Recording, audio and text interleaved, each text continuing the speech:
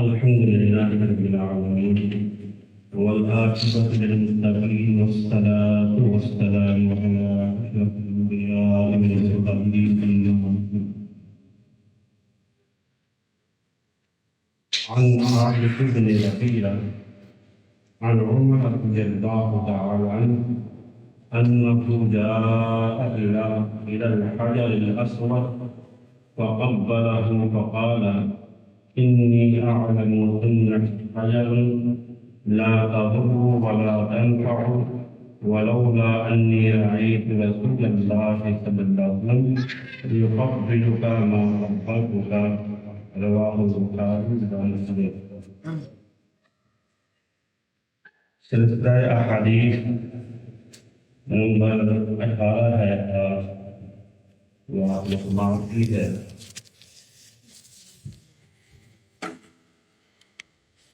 حضرت عمر رضی اللہ تعالی عنہ ایک مرتبہ حجر اسود جو خانہ کعبہ کے کونے میں نصب ہے اس کے سامنے تشریف لائے فقبلہ اسے چوما اور کہنے لگے انی اعلم انک حجر اے حجر اسود لا تضر نہ تو نقصان دے سکتا ہے ولا تنفع اور نہ ہی نفع پہنچاتا ہے.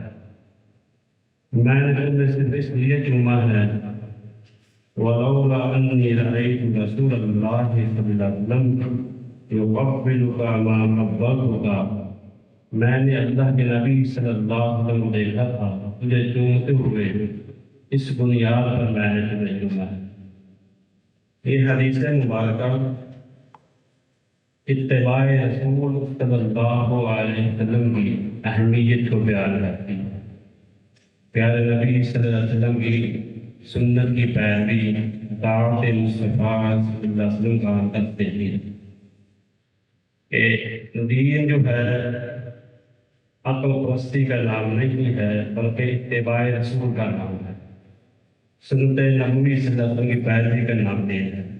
عقل مانے یا نہ مانے، دل مانے یا نہ مانے، سمعنا واطعنا جیسے اللہ کے نبی صلی اللہ علیہ وسلم فرمایا جیسے آپ نے کیا ویسے ہی ہمیں کرنے کا حکم ہے.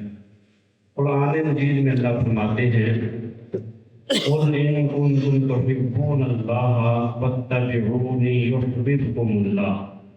اے میرے نبی صلی اللہ علیہ وسلم ان سے کہو اگر تم اللہ تبارک و تعالیٰ سے محبت کے دعوے دار ہو تو فَاتَّبِعُونِي يُحْبِبْكُمُ اللَّهُ میری پیروی کرو، میری اتباع کرو، میری سنت کو مانو، میری اطاعت میں آؤ. اس کا نتیجہ یہ ہوگا یحببکم اللہ پھر اللہ بھی تم سے محبت فرمائیں گے. وَيَغْفِرْ لَكُمْ ذُنُوبَكُمْ وَاللَّهُ غَفُورٌ رَحِيمٌ. اللہ کے نبی صلی اللہ علیہ وسلم کی اتباع کی وجہ سے اللہ تمہارے گناہوں کو بھی معاف فرما دے گا اور سب بخشنے والا مہربان. اس آیت مبارکہ میں بھی اللہ کے پیارے نبی صلی اللہ علیہ وسلم کی اتباع کا حکم کیا گیا ہے. آپ کی سنت کی پیروی کا حکم کیا گیا ہے کہ جو اللہ کے نبی صلی اللہ علیہ وسلم نے کام کیا اس کو عقل مانے یا نہ مانے، دل مانے یا نہ مانے. دل کی پیروی، دل کی خواہشات پہ عمل نہیں کرنا بلکہ اللہ کے نبی صلی اللہ علیہ وسلم کی تعلیمات پر عمل کرنا ہے. اسی طرح دوسری جگہ پر اللہ تبارک و تعالیٰ فرماتے ہیں وَمَا آتَاكُمُ الرَّسُولُ فَخُذُوهُ وَمَا نَهَاكُمْ عَنْهُ فَانْتَهُوا. تمہیں جو رسول اکرم صلی اللہ علیہ وسلم دے اسے لے لو اور جہاں سے آپ نہ کریں وہاں سے رک جاؤ. یہی محبت رسول صلی اللہ علیہ وسلم کا تقاضا ہے.